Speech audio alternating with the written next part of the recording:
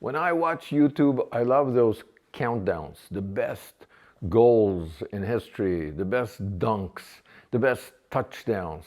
So here are 5 of the best myths and facts when it comes to Palestine. Simca's Sessions, out-of-the-box insights into history, religion, and politics. Before I go into the greatest myths and facts concerning Palestine, if you like this content, don't forget to like and subscribe and share. And if you really like and you want to support, become a member. This is a new thing.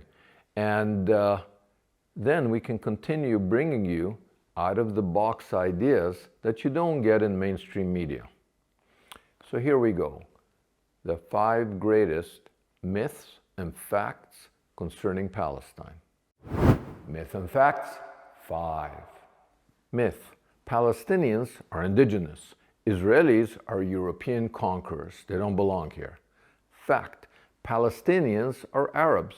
They showed up here from Arabia about 2100 years after the Jews.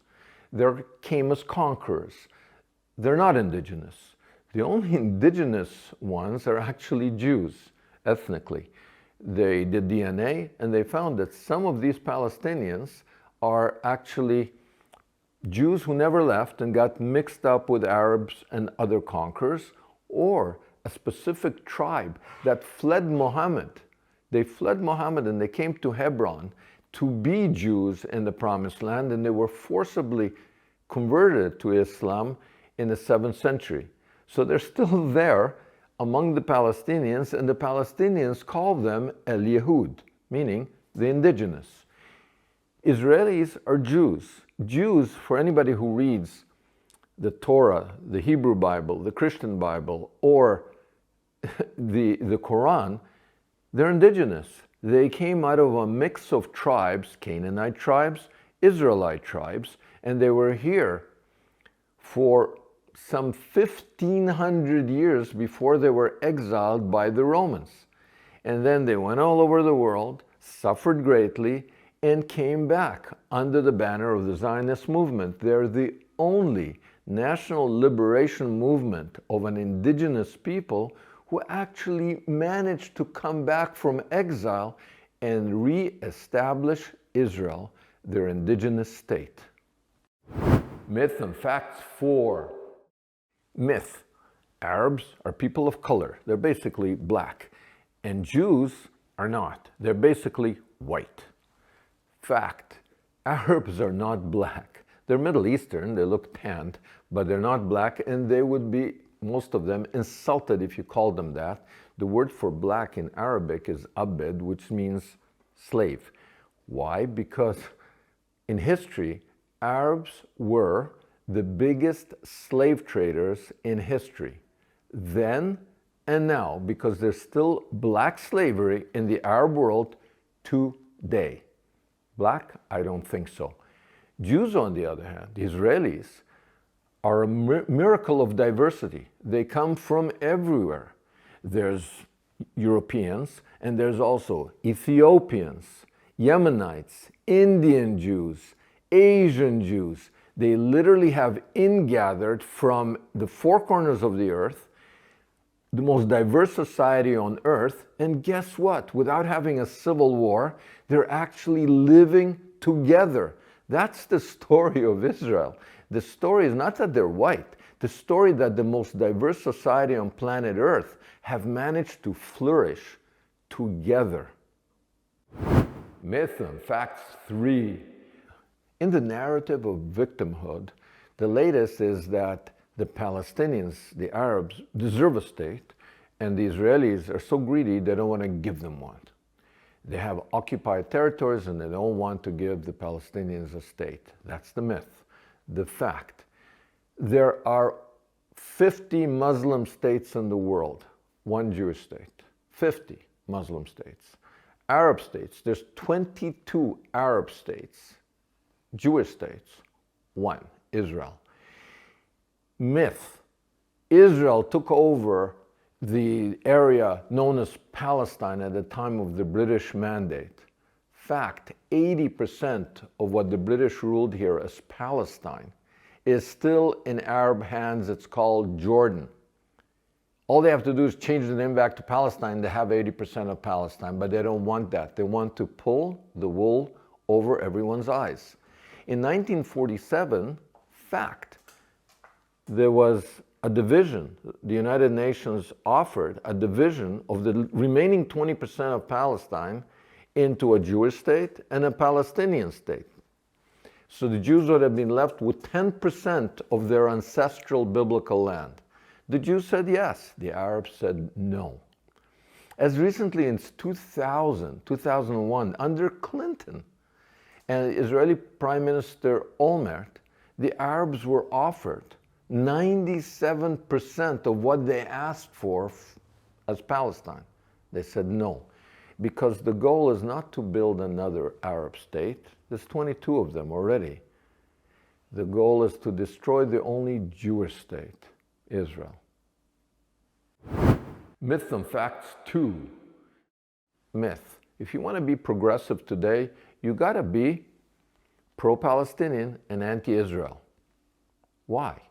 Because that's what's progressive. Well, let me tell you something about Palestinian society. They hate gays. They call them an abomination. If you're in Gaza and you're identified as gay, they rape you usually, and they murder you always. Sometimes they torture you. They've been known to tie gays to motorcycles and drive in opposite directions. Women, there's such a thing called honor killings. Families preserve their honor by murdering women, teenage girls in their own families. For what? For wearing tight jeans. It's not modest. For going out, for having premarital sex. They slit their throats. That's the progressive society movement that progressives in liberal societies identify with. They have inherited, on the one hand, these death cult ideas within radical Islam, and on the other hand, Nazi ideology. Haj Amin al-Husseini during the Holocaust was an ally of Hitler, and his ideas about murdering people, specifically Jews, carry on till today. So the myth is that to be progressive is to be pro-Nazi. The reality is that in Israel, you actually have a democracy, a liberal democracy. For example, gays, hey, you'd be murdered in Gaza, and you have gay pride parades in Israel. One of the biggest in the world is in Tel Aviv. Myth, to be progressive, to be pro-Palestinian. Fact, to be progressive, be pro-Israel. Myth and facts 1.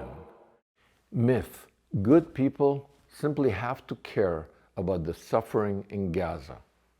Fact, seemingly good people are not good at all if that caring is one-sided.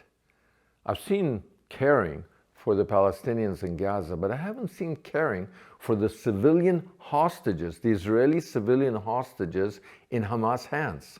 When Hamas releases pictures of hostages starving that look worse than Auschwitz inmates in concentration camps during the Holocaust, I don't see an international outcry of good people going, we got to get food to them. We got to get medicine to them. These poor people are civilians. There have been 48 of them now in tunnels for almost 2 years with no access to light even. I don't see the outrage. Quite the contrary. What I see is that good people go out demonstrating, good people, for ending the suffering in Gaza. But not of the Jews, not of the Israelis. The same people that demonstrate for Palestinians tear down posters of Israeli hostages as if it's okay to murder Israelis and then negotiate with the families for their bodies. There's no outrage. So, myth, these are good people expressing their humanity. Fact, if your outrage is one-sided, you're not a good person at all. So if you like what you just heard and you want us to continue, don't forget to subscribe, to like, to share, to become, can you imagine, a member.